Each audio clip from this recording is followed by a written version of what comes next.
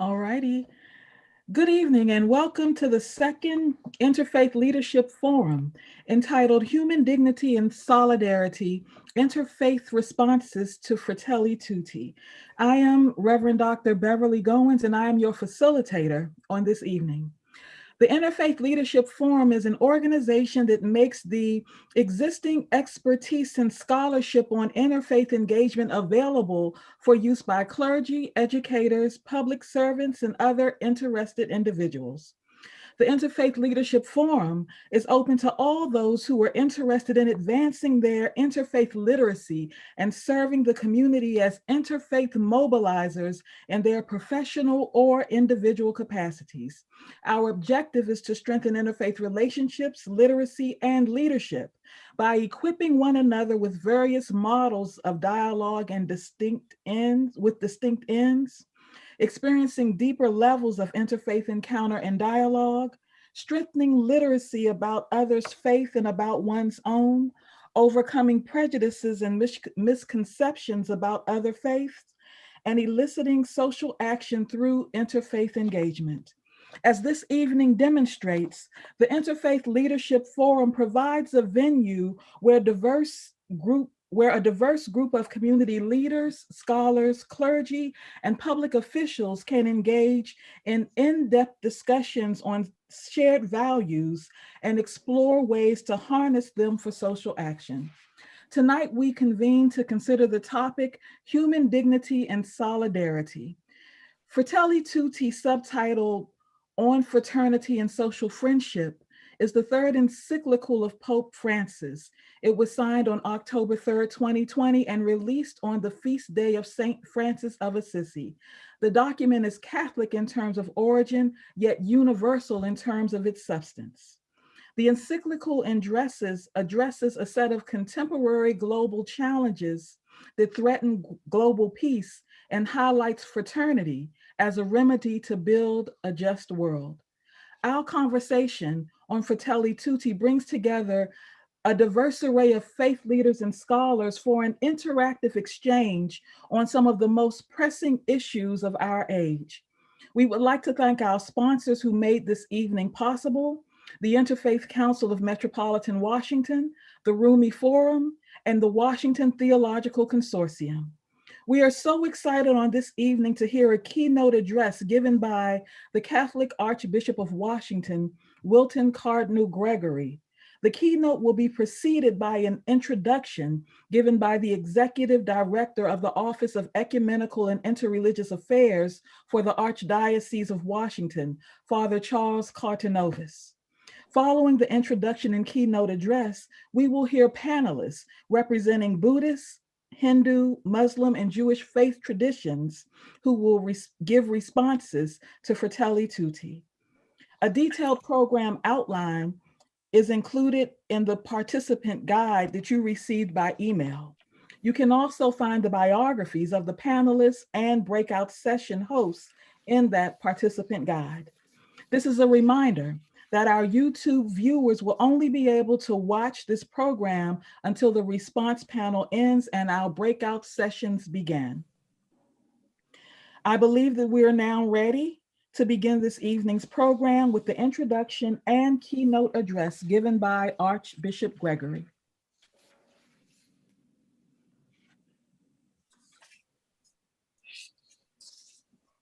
It's going to be recorded.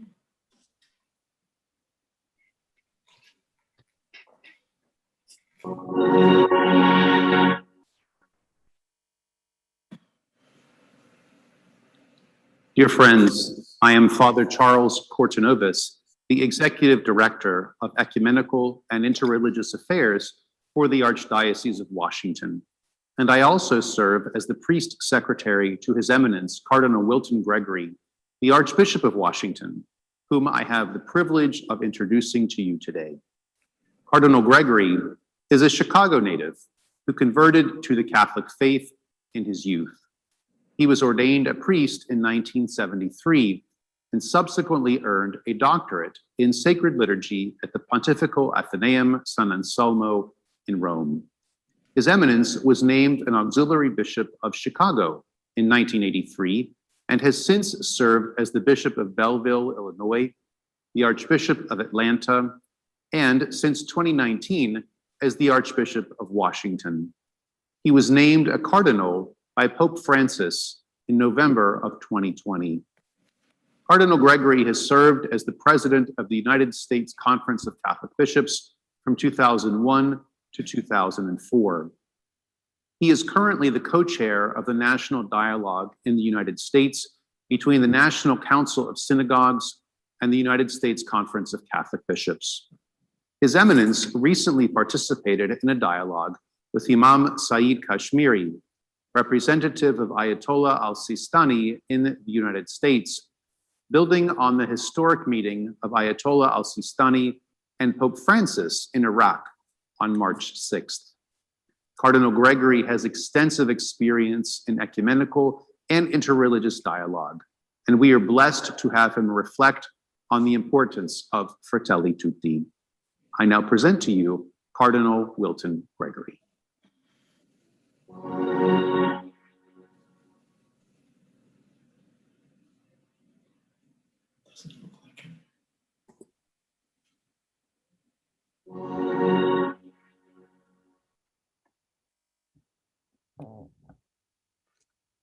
My dear friends, thank you very much for the time today for this important discussion. It is a privilege to be here with you. I would like to express my great appreciation to the Reverend Dr. David Lindsay and the leadership of the Interfaith Council of Metropolitan Washington Roundtable for their hard work and dedication in planning this conversation. I know this exceptional association has supported so many of us with useful resources and expertise over the years, as well as close friendship. I am pleased to continue to offer my support and be a part of this important dialogue. We find ourselves truly in a unique moment with the ongoing coronavirus pandemic that has affected every area of our lives. We are coping with all the ways we are impacted with our physical health, but also our emotional, economic, and spiritual health. Our collected health as a local and nationwide community is greatly impacted. One of the most humbling aspects of the pandemic has been witnessing the many men and women of our faith traditions who are committed to lifting up and working side by side with those in need. Their commitment to the advocacy work and dialogue is at the center of this vital outreach to help maintain stability at a time it is needed most. The moral and social teaching of our faith traditions have been on full display during this pandemic in a powerful way as a tremendous tangible blessing for so many who did not know how they were going to survive. In the midst of this continued pandemic, a racial justice reckoning, and a highly charged political atmosphere in our nation, Pope Francis has encouraged us with the release of his encyclical letter entitled Fratelli Tutti, on fraternity and social friendship. Fratelli Tutti is Italian, meaning all brothers and sisters. In this letter to all brothers and sisters, Catholics and all people of goodwill, Pope Francis provides us with a guide on the importance of dialogue and relationship or fraternity with one another. Dialogue and relationship, what Pope Francis calls social friendships or fraternity, are distinct but related theological realities. As those of you gathered here today well know, the bedrock of interreligious cooperation and friendship is dialogue and relationship. Dialogue is not a one and done conversation. It is a process of discernment, accompaniment, listening, and exchange. Many of us gathered here today already know this to be very true. As interfaith partners, we know better than many secular organizations that dialogue is a process. In our world today, there seems to be no agreed upon understanding of what productive and successful dialogue is. Dialogue is not simply defined as everyone expressing the same opinion on an issue or aggressively trying to persuade the majority to accept a particular singular point of view. In fact, to not have complete or constant agreement is perfectly human and to be expected. However, when we do not agree, we must be mindful of how we express this disagreement. We should be mindful to be always cautious, civil, and careful, to not engage in dehumanizing language that creates barriers to reconciliation and relationship. We must use our judgment, prudential judgment, in reviewing our sources. One source that Catholics use to help define terms, ideas, and doctrines that guide and encourage each of us in our faith is our Catechism of the Catholic Church. Our Catechism teaches Catholics that prudence must be used to discern our true good in every circumstance and to choose the right means of achieving it, which is in the Catholic Catechism number 1806.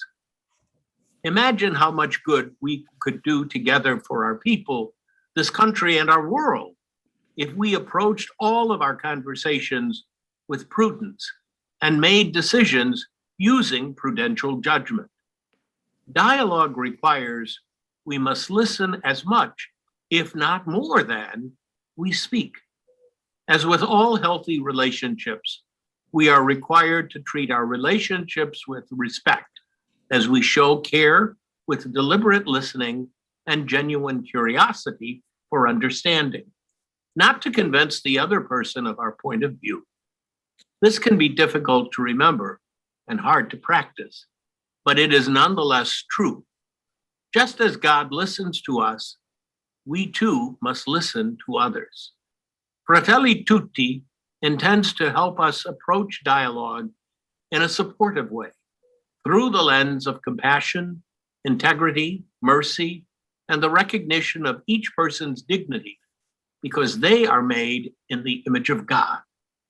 For universal fraternity to occur, there is a need to acknowledge the current challenges in our society and recent history. There is a cry from our people for recognition and acknowledgement of the suffering that many have experienced because of the Great Recession, school shootings, systemic racism, including anti-Semitism and Islamophobia, as well as inequities seen during this current pandemic. I do want to be very clear to say that entering into the respectful dialogue for the sake of healing and honorable action towards building fraternity and friendship is not without complication and difficulty. Prayer, the work of charity and justice, accountability and unity are essential to working through these challenges. What does this look like in our daily lives? Pope Francis reminds us that dialogue calls for perseverance and patience, and he notes that there are moments of silence and suffering. We must be realistic in our endeavors, but also remember that nothing is impossible with God. If we truly recognize that each person is made in the image of God, then we must reach out to those who may be different from us. We must dialogue not only with those who look like us or who come from the same culture or socio-economic background as us, but we must also dialogue and enter into relationship with those who live in poverty or who have special needs and disabilities.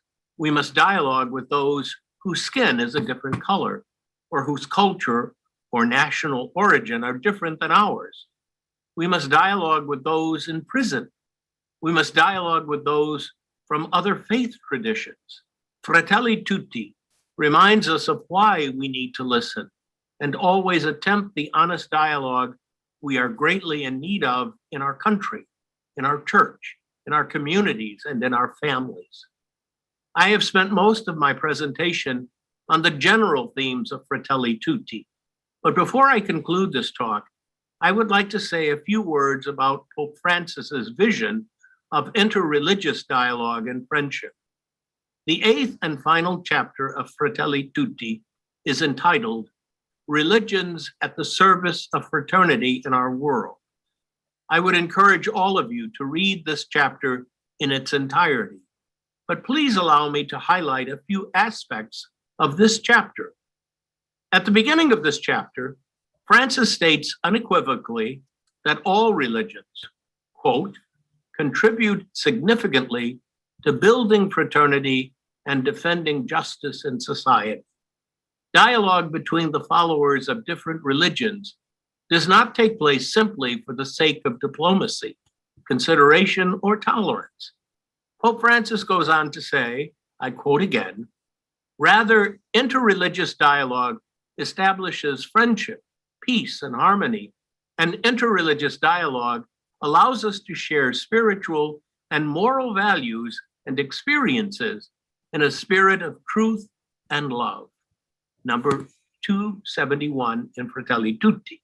Pope Francis clearly states that religious traditions serve as a witness to God, the Father of all, and that religion benefits society. One of the sacred rights that Pope Francis affirms should be protected for all believers is religious freedom.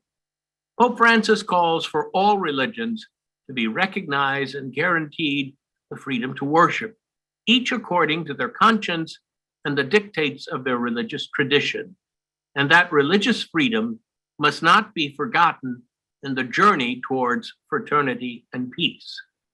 Building on this need for religious freedom for all believers, Francis writes, and I quote, freedom proclaims that we can build harmony and understanding between different cultures and religions. It also testifies to the fact that since the important things we share are so many, it is possible to find a means of serene, ordered, and peaceful coexistence, accepting our differences and rejoicing that, as children of the one God, we are all brothers and sisters. Fratelli Tutti, number 279. Francis calls all believers to dialogue with one another and to build friendship so as to work for the common good of all humanity. At the heart of Fratelli Tutti is the serious task we all face. We must love our neighbor as ourselves.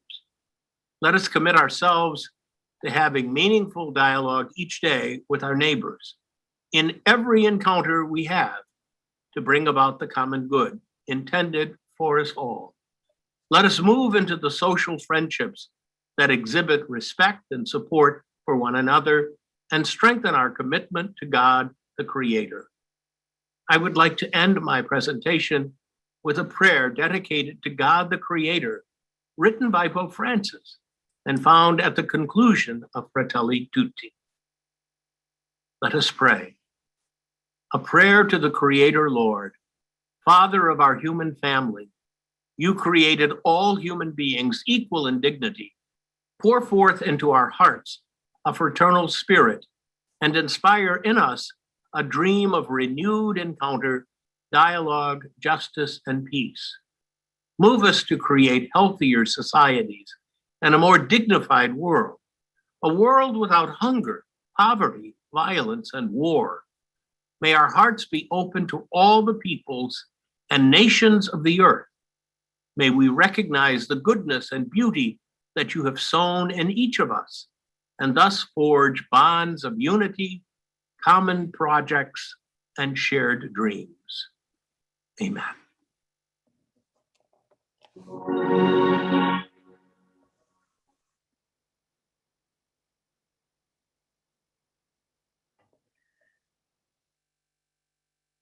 We extend our deepest gratitude to Archbishop Gregory for recording this keynote specifically for this occasion.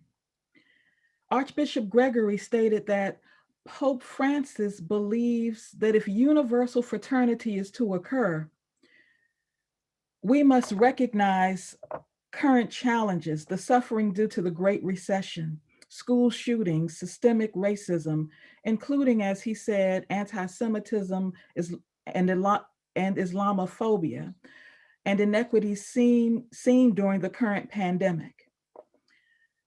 The Archbishop went on to say that Entering into respectful dialogue is not without complication and difficulty, but that prayer and charity and justice, accountability and unity are essential to working through those challenges.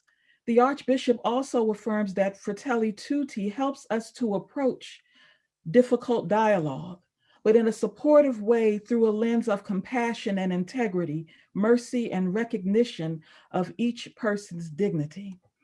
I believe that on this evening, we will see these characteristics demonstrated in the responses and interactions of our wonderful panelists who represent different religions, varying social, economic, and political experiences, and diverse perspectives on the world. Yet they are committed to seeing the sacred in and recognizing the possibilities of all God's human creation. Tonight, our interfaith responses to Fratelli Tutti will be given by Deborah Boudreau from the Buddhist Tzu Chi Foundation.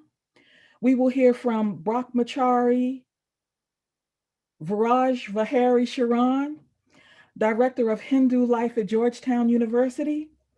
We will hear from Imam Mizhir, Executive Imam from the Al-Dulles Area Muslim Society.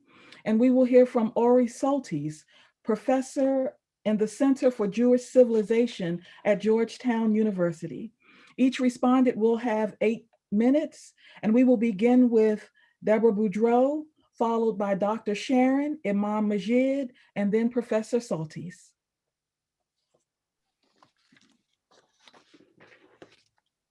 Thank you very much, Beverly.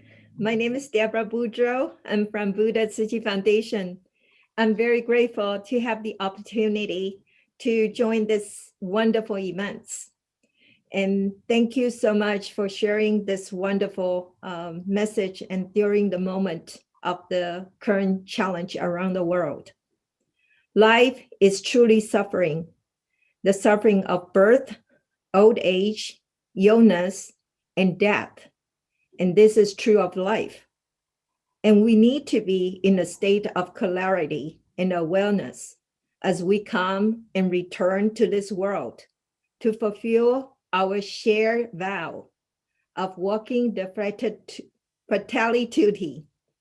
This is the eternity that the Buddha teaches us about. Our sisters, Mother Earth cries out to us. True kindness means that we are free of deviant thoughts and deceptions. We discipline ourselves to benefit others, and our actions are consistent with our aspiration. Form great aspiration and make great vows, like Earth Treasure Bodhisattva, who made the great vow to keep traveling between this world and the hell to save the transformed sentient being. The Buddha Dharma is like a large furnace. Sentient beings are like worn out, rusty scrap metal. Metal must be thrown into furnace and melted down, then stuck with a large hammer while burning red and hot. And once it has been tempered, it can finally be made into a tool with a useful function. The Buddha Dharma is like a furnace that can tame stubborn sentient being. Climate change and spread of COVID-19 pandemic are major crises in the world. It leads to the fundamental moral challenge of the 21st century. The sutras are a path. The path is the road to walk on. The sutras are meant to be put into action, not merely recited. Every day, we can see the harm we are causing. We can see the suffering. A journey of 1,000 miles begins with a single step.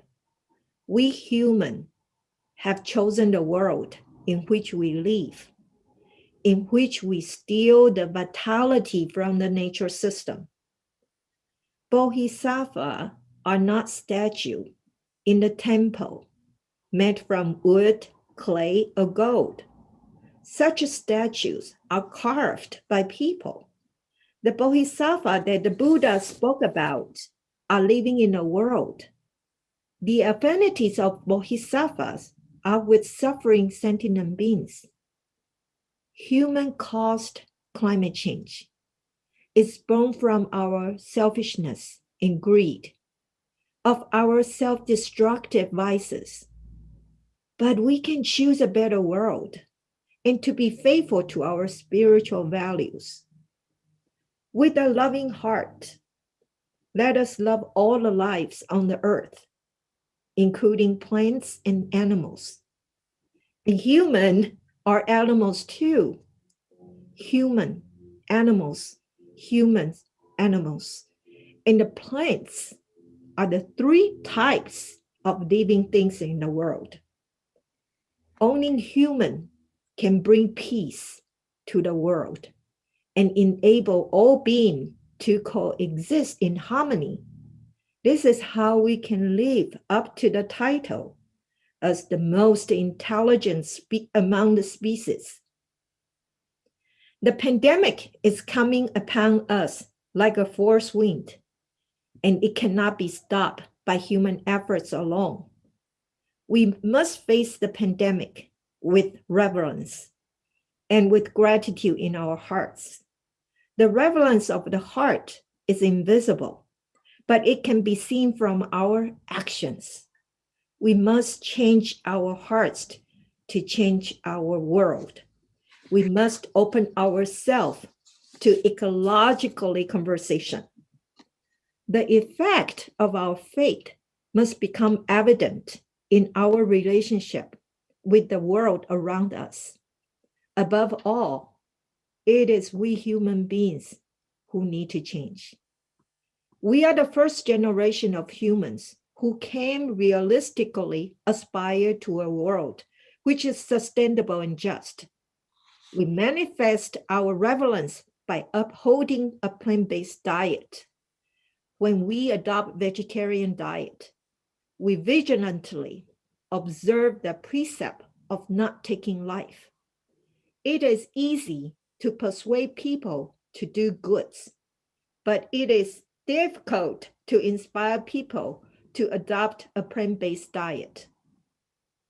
With donation of 50 cents saved into Bamboo Bank, Buddha Tzu Chi Foundation started with charity, expanded our work to international relief and medical mission of Tzu Chi Path.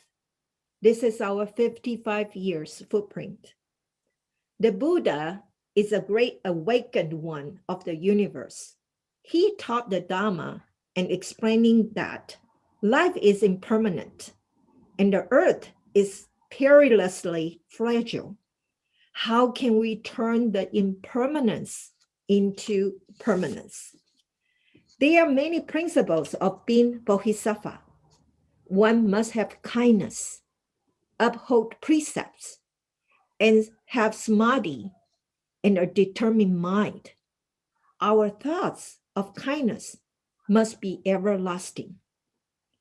Venerable Dharma Master Cheng Yen would like to share one message and invite us must talk about tonight is to promote vegetarianism.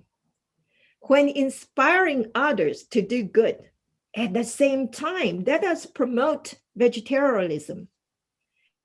We put our heart into it. Talk about plant-based diet with people we meet. Personally, practice them as a role model to give with love and then genuinely love and care for all living beings. I do believe there is no religions which reject the law of cause and effect. We can clearly see what happens if we don't change our behavior. We have the opportunity. Now we must face the responsibility. The Buddha say, the mind, the Buddha, and the sentient beings are no different in their nature. we must broaden our hearts and mind to encompass all living beings. We must take charge of this home, which has been entrusted to us.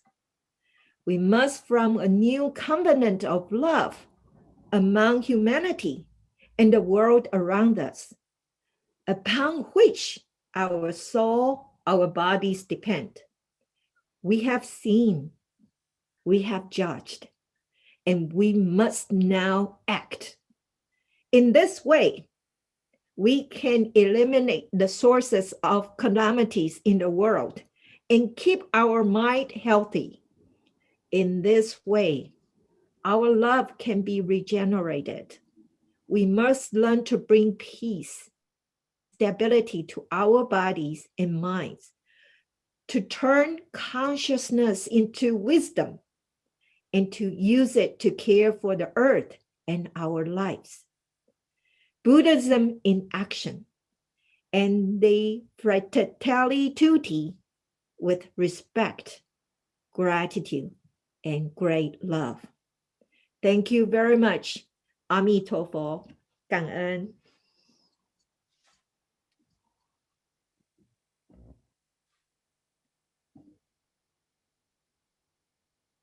Beverly, back to you. Thank you. Now we have next Dr. Sharon. Thank you, Beverly.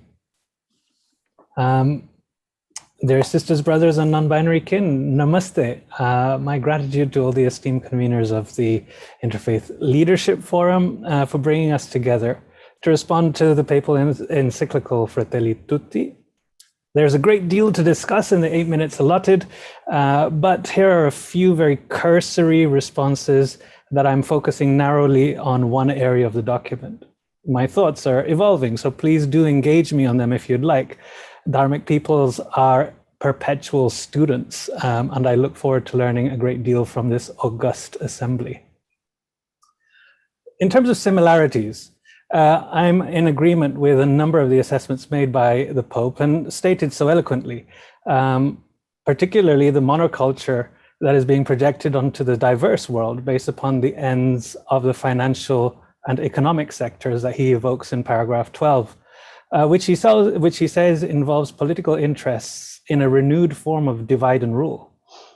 An nescient allegation often levied against Dharmic philosophies is that they, and practices associated with them like yoga and Buddhist, Jain, or Vedantic meditation, lead to quote unquote empty individualism. These presumptions paint with one brush, because of the intersections with race, the natural allies of the Abrahamic monotheistic religions, which are the numerous monotheistic Dharmic devotional traditions, such as the ancient Shaivas, the Vaishnavas, and the Shaktas, and the early modern Sikh tradition. However, the Pope in his wisdom has clarified in paragraph 13, in the same way that we do, that empty individualism and wanton consumerism are the effects of an extremely manipulative, often financially or power-motivated agents, whose goals are achieved at the expense of others.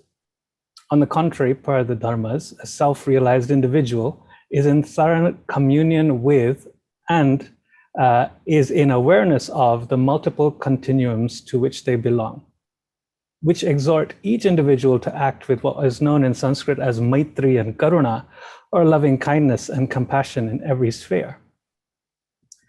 A great many solutions proposed by the Pope are similarly laudable, and you would find me quoting him verbatim were it not for the time that we have this evening, and would find concurrence from many a Dharmic person. However, I would like to focus on a few differences. And I state the following not to highlight difference for difference's sake. I'm not a controversialist by nature, but I do want to highlight something that I'm sure the interfaith august amongst us have interfaced with many a time, which is to think deeply on the challenge of authentic listening. In the Pope's words, and I quote, "As believers, we are convinced that without an openness to the Father of all, there will be no solid and stable reasons for an appeal to fraternity. We are certain that, Only with this awareness that we are not orphans, but children, can we live in peace with one another. End quote. And that's on paragraph 272.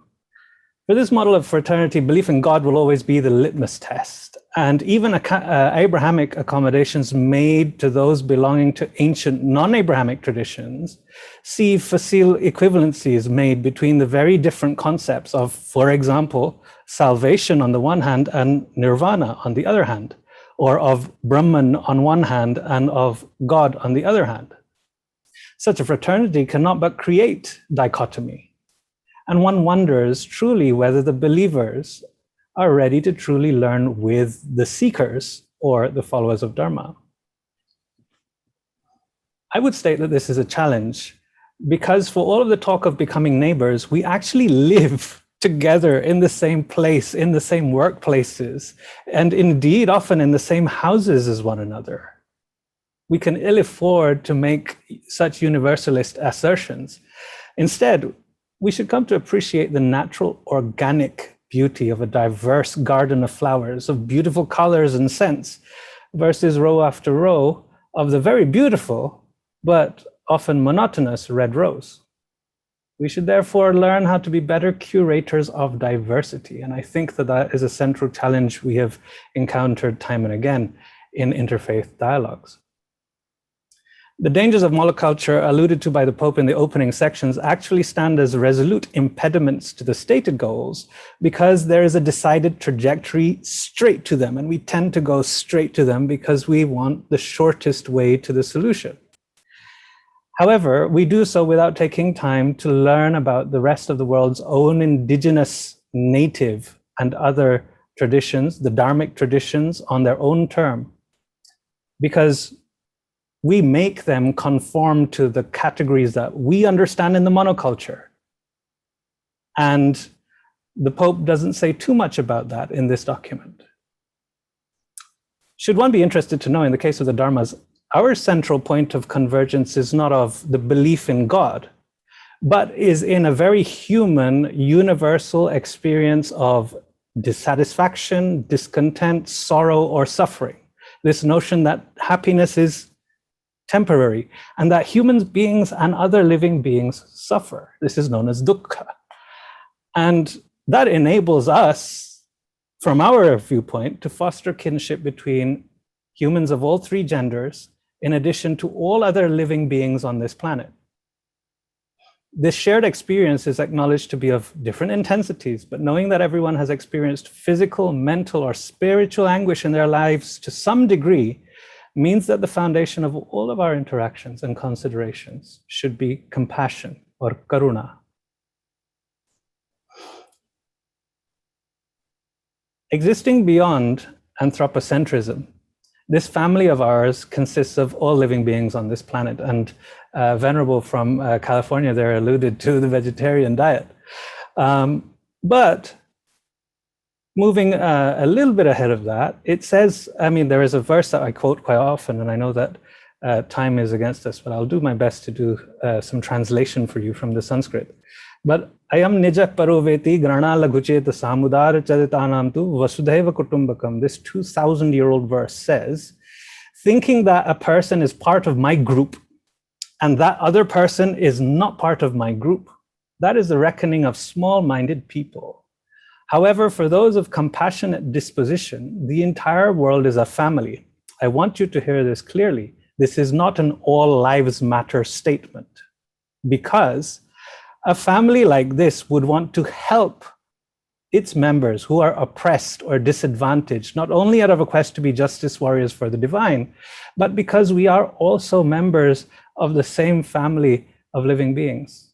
We all get together at the dinner table, no matter how bad the disagreements have been in the day preceding. I want to close by saying there are but a few topics to be uncovered and discussed between the Abrahamic civilizations of the book, the Dharmic civilizations of oral culture, and the indigenous civilizations globally. The global family's table is dominated by the political, legal, and economic legacies of the Abrahamic West. And even though there have been meaningful invitations to sup together, they're not yet of the proportions represented in real-world demographics. How long will so many be bereft of true global kinship? A lot of my friends feel that we are made to clamor for the scraps that fall from the table of high privilege, let alone the scraps from the people of our own cultures who model themselves after the seat holders. I want to reiterate, the differences I'm sharing are not meant to be confrontational, competitive, nor combative.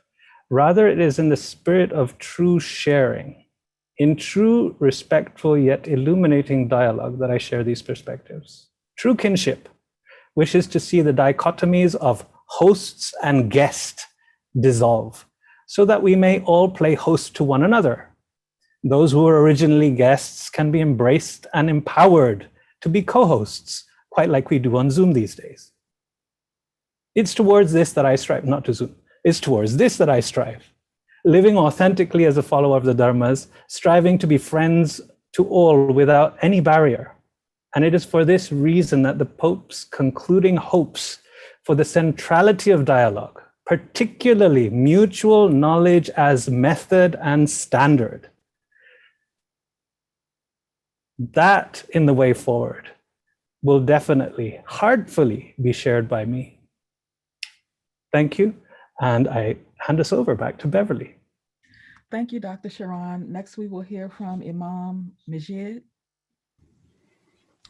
Thank you so much for inviting me this evening to be part of this amazing panel and discussions. I want to start my remark by saying this is a very important document, and I understood it as a living document. That means that people can have input on it and so forth. It is in the making. For it's good that we're generating these discussions around this document.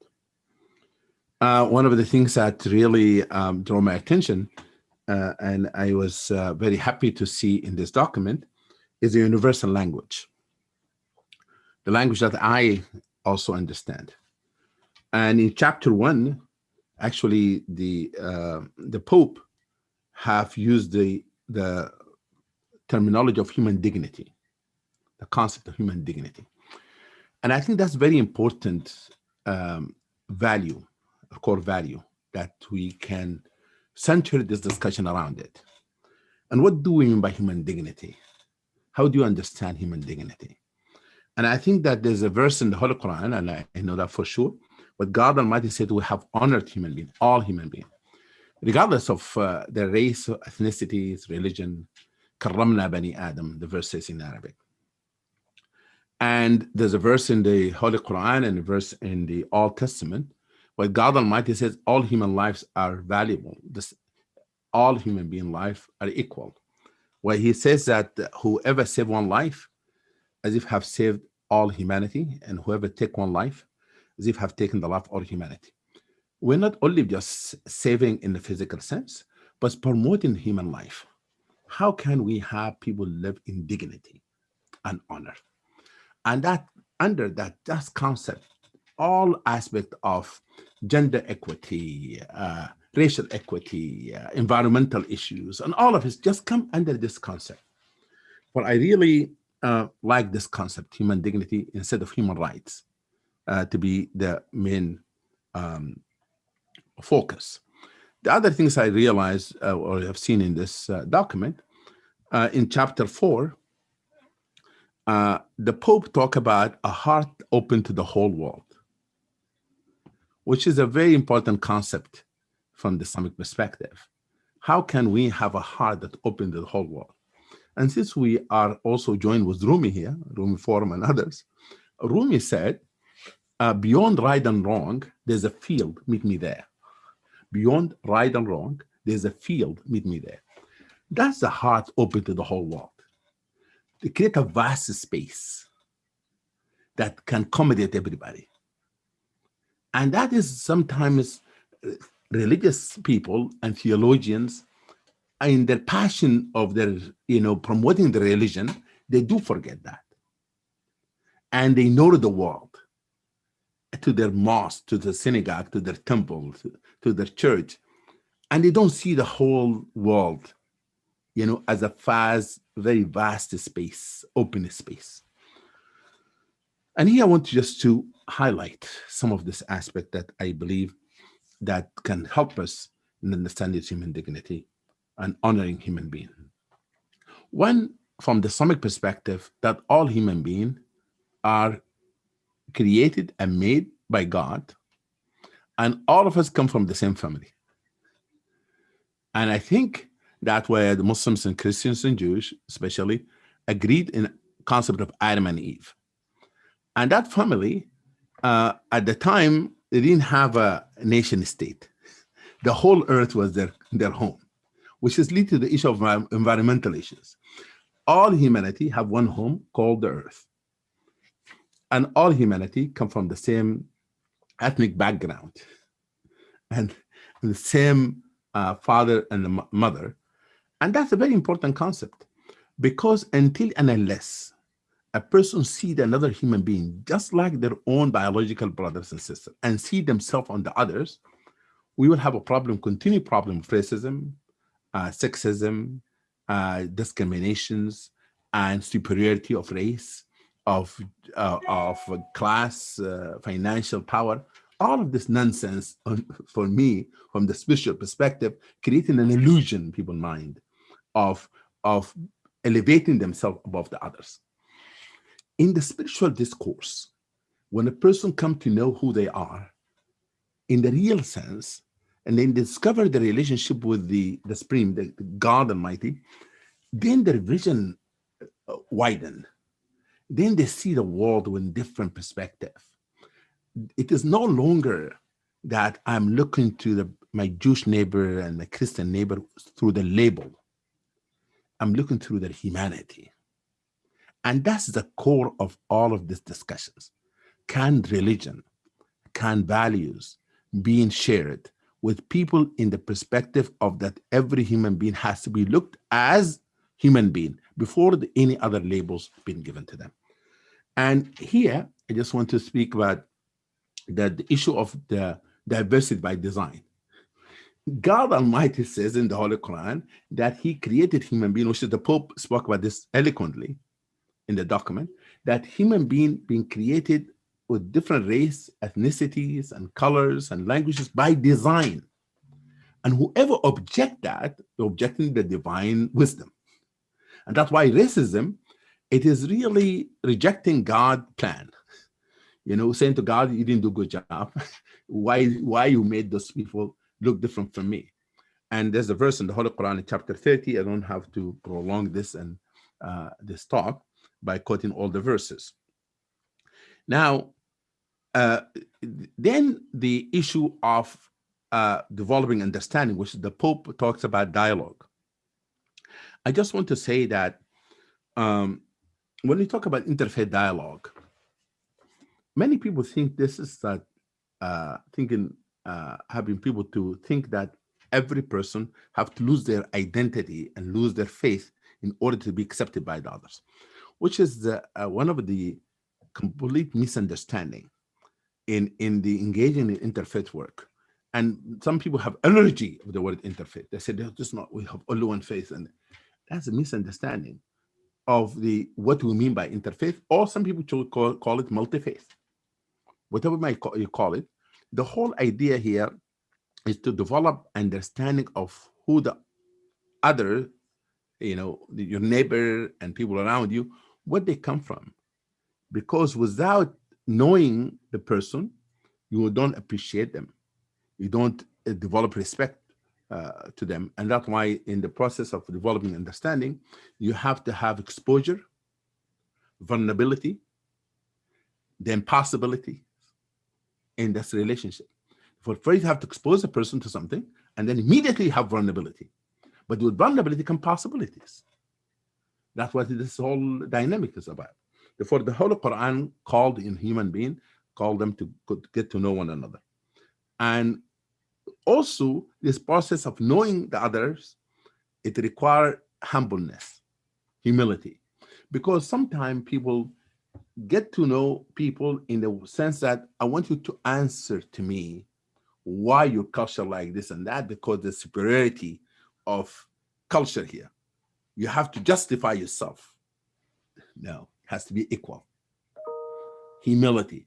And that's why the Pope talk about in action number 36 and 34, talk about the East and the West and the importance of dialogue between the East and the West. The West, if you look to the East, like, need to justify yourself to me. Why you do this? And our standards is here, and you have to come to our standard. That is a wrong approach. That's an arrogance approach. A colonization, as the Pope said, approach. You have to humble ourselves. That the person who lives in a village in Nigeria might have values and culture that equal to our values and culture and importance of it. And to end this, I want to say that this relationship of building understanding, it should lead to collaboration instead of competition. To collaborate together instead of competition. There's a lot of competition between religions. You need to have collaboration. And the collaboration will lead to what we call it in Arabic, ta'aluf, which is harmonious relationship. That people understand that we need one another. And one of the challenges today, and I will end with this for sure, is the interfaith before interfaith. How can Muslims among themselves respect diversity among themselves and tolerate and accept one another? How Catholic and Buddhist and Hindus among themselves and the Jewish among themselves? Because before we talk to other people, you have to fix your own home. And therefore, I think they say charity begins at home before you extend your hand to somebody else. I want not to make this like a sermon on a mountain. I want to stop here and have you to, the other people to make their comments and participations. Thank you so much, Imam Mizhir. We will hear from Professor Soltis. Thank you, Beverly. It is a pleasure to be responding to this magnificent document and also to reflect on some of the reflections of Archbishop Gregory, who so eloquently reflected on this document. I want to begin because there is such a long, very specific historical relationship between Judaism and the Catholic Church, or more broadly, Judaism and Christianity. And this document represents such an extraordinary stage in that relationship. I want to begin with a little bit of historical context before turning to the document itself. If one looks at the beginnings of Christianity and Judaism, when they are contending first for legitimacy under the Roman pagan authorities, and then when Christianity has become the official religion of the empire by the late 4th century, contending with each other with respect to who has the spiritual franchise. In that context, as Christianity itself struggled to clarify the precise direction of its spiritual path, Judaism was lumped with heresy and in the early stages still with paganism as a threat to the church, as a threat to bring about the kingdom of God on earth. And as paganism fell away, heresy did not, but Judaism found itself on the receiving end over the next 14 or 15 centuries of a not infrequent series of accusations that generally centered around the demonic connections of Judaism. And one might see and one might say that the Holocaust, although it translates Judaism out of being a religion to being an ethnicity and a race, that the Holocaust represented a kind of culmination of that process of demonization. And with respect to Judaism and Catholicism, of course, the question that has been asked for 60 or 70 years, and particularly discussed in the last 20, is the role specifically of the Pope, Pope Pius XII, in either being indifferent to, in being excessively reserved with regard to what the Nazis were doing vis-a-vis the Jews, or, as others have said, protecting Jews. And that's another discussion for another day, but it's clearly a very difficult period within the history of this relationship. And among those who must have found it troubling was Pope Pius XII's successor, John the 23rd, who in fact convened in 1962 the Second Vatican Council, the point and purpose of which was to try and change the relationship between the church and other denominations, other faiths, but in particular, the Jews. And in a conversation that took place in the summer of 1974, so in other words, a dozen years after that beginning point from John the 23rd, a commentator by the name of Gregory Baum, in his essay, Rethinking the Church's Mission After Auschwitz, makes the following observations about the Second Vatican Council as it was starting to play out. After Auschwitz, Baum writes, the Christian churches no longer wish to convert the Jews. The churches have become aware that asking the Jews to become Christians is a spiritual way of blotting them out of existence, and thus only reinforces the effects of the Holocaust. The churches have come to recognize Judaism as an authentic religion before God. He goes on to observe that the council nonetheless, and I'm quoting Baum again, recognized the world religions of East and West as spiritual traditions in which the divine word is operative, and while affirming that this same word is fully present only in Jesus Christ, the council recommends that the Christian community enter into dialogue with members of other religions. So that last turn of phrase should have raised a red flag for everyone, because if the word is only fully present in Jesus Christ, then the other denominations from West and East, however they're acknowledged, are insufficiently acknowledged. And Baum recognizes that, and he goes on to suggest that there are two kinds of universalities. Universality A is the vocation of the church eventually to embrace all peoples, to replace Judaism and the other world religions.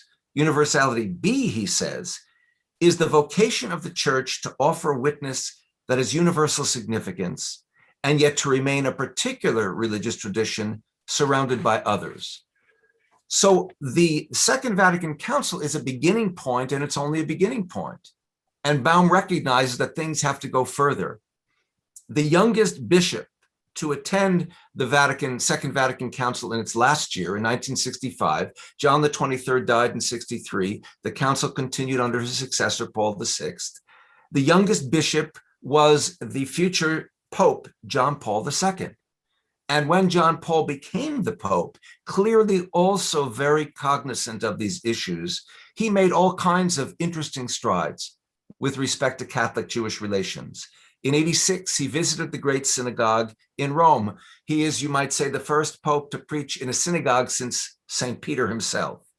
In 93, he established diplomatic relations with Israel, which is an important symbolic gesture in terms of Catholic-Jewish relations. In 98, he wrote a letter, We Remember, a reflection on Shoah, which was an explicit engagement of the question of the Holocaust. And in the year 2000, the Holy See's Commission for Religious Relations with Jews provided the framework in which 3 priests and 3 rabbis worked out a kind of report specifically on the Catholic role in the context of the Holocaust.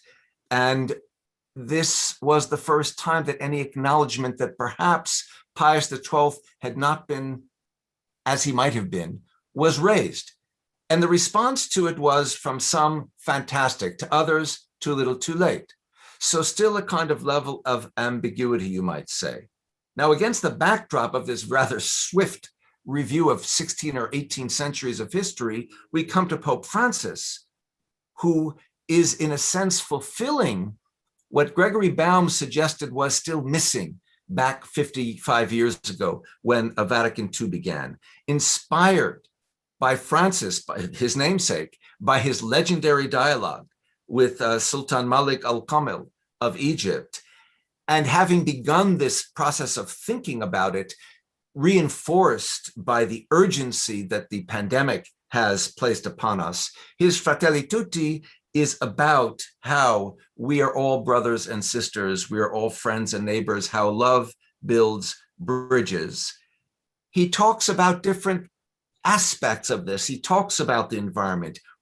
He talks about refugees, migration in chapter 4, strangers, and certainly from a Jewish perspective, ye were strangers in the land of Egypt. That's front and center in the Passover Seder, the most important of the many moments in the Jewish liturgical year that reflects on remembering and bringing the present to the future and not forgetting. He speaks, the Pope does in his document, about forgiveness, not as rendering impunity, but rather as seeking justice and remembrance. And in his discussion of that, he specifically mentions the Holocaust.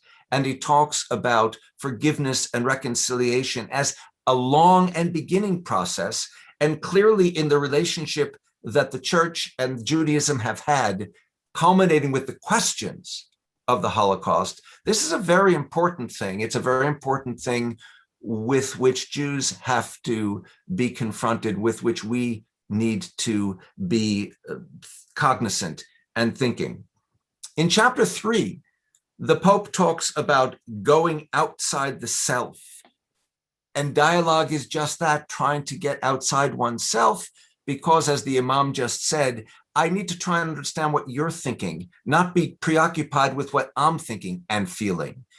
In chapter 6, he talks, and the Archbishop talked about the challenges of dialogue, how one can express one's disagreement, because if we didn't disagree, we wouldn't need dialogue of this sort. It's how you do so that keeps you within a relationship. And clearly the idea of listening as much as or more than we speak, that so eloquently Archbishop Gregory referenced out of the Fratelli Tutti document, to approach others with respect, with care and curiosity. I'm just quoting his own words: compassion, integrity, recognizing each person's dignity. That word comes up again and again and again. These are ideas and principles that will be found strewn among the 613 mitzvot, the commandments, that make up the legal infrastructure of the Torah, and which are teased out over the centuries in the rabbinic tradition that becomes what Judaism is all about. Dialogue for healing and fraternity is not, as Archbishop Gregory, in referencing Pope Francis's document, observed, it's not without complications. And if one thinks in intergenderal and interracial and interfaith directions, all of these are not without complications. Chapter 8, that the Archbishop specifically points out because it talks about religion, is one in which significantly, to repeat his quote from Pope Francis's words, all religions contribute significantly to building fraternity and defending justice in society. These are issues and ideas that make his words universal rather than particular. These are not terms that apply to Judaism or to Catholicism or to any of the hundreds of branches of Protestantism or to Islam or to the Dharmic traditions. It applies to all of these traditions when they are operating as they, at an ideal way, ought and could and should operate. It's not just about tolerance. Tolerance is I'm here, you're there. It's about embrace. It's about, and I'm quoting again, sharing spiritual and moral values in a spirit of love. It's about recognizing all religious traditions as witnessing to God. It's about the freedom of all to be recognized, to have the freedom to be as they are. It's about recognizing us as children of one common creator. This is about realizing what Gregory Baum was saying needed to be furthered 55 years ago, coming to fruition. The Archbishop quoted from Matthew chapter 22, verse 39, love thy neighbor as thyself. One might note that 2 verses before that, the words are found, love the Lord thy God with all thy heart, with all thy soul, with all thy might, because both of those verses are responses on the part of Jesus to the disciples saying, what are the most important things, Master, for us to do? And the point is, he links them together. You can't have the one without the other. You cannot claim to love God if you don't love all of God's creatures, the entire planet, as Deborah said, all of us. You can't have one without the other. If one thinks whether of one God or multifarious gods, what we end up with is a multifarious creation. No two leaves are alike. No two snowflakes are alike. No two human beings are alike. How could it be that in such a universe, there's only one correct path to God? It can only be multifarious. So Archbishop Gregory might also have chosen to quote from John 14, verse 2. In my Father's house, there are many mansions or many chambers. No chamber is preferred. And whether I understand that in a kind of personified sense, as the Abrahamic traditions do, or when I think of Brahman in the Dharmic sense, not as personified, but as what it is all about, being itself, the same remains true. No particular detail is preferred. So in the end, I simply reiterate from a different angle what everyone else has been saying, resonating from this document and what it says. And that is, the dialogue is not only a challenge, it's also a paradox. Because in dialogue with you, I don't lose, as the Imam said, my convictions or my sense that my faith is 100% the most perfect form of faith on the planet for me, which does not prevent me from acknowledging that for you, your form of faith is 100% perfect, the best on the planet. It's going outside the self. It's emptying the self of self, which is ego, in order to let the other in. This is what mystics do. This is what St. Francis did. This is what Abraham Abulafia, the Jewish mystic 2 generations, did when he said, look, I can teach Jews, Christians, Muslims, I can teach men and women. This isn't a particularized thing, this Kabbalah as I teach it. So in the end, while it is difficult to remember and hard to practice, as the Archbishop said, I quote from the Talmudic tractate Pirkei Avot, which reads, the day is short, the task is great, the master is urgent. It is not contingent upon you to finish the work, but neither are you free to desist from it. So in the end, this magnificent document, Fratelli Tutti, is about beginning a task in which all of us need to be engaged together without worrying about whether we can finish it. Thank you all so very much. Thank you so much, Professor Soltis, and thank you for illuminating the historic and theological road that the Catholic Church, as well as Pope Francis, took to produce Fratelli Tutti and its intersection with the Jewish tradition as well as other traditions. I had 2 pages of questions to ask the panel, but of course we have run out of time. But I do want to extend a special thanks to all of the panelists for sharing your wisdom and knowledge as we seek to build a world where there is fraternity and social friendship and where everyone is treated with dignity. So if you can give our panelists a hand, or you can use your reactions to let them know how much what they shared was appreciated on this evening.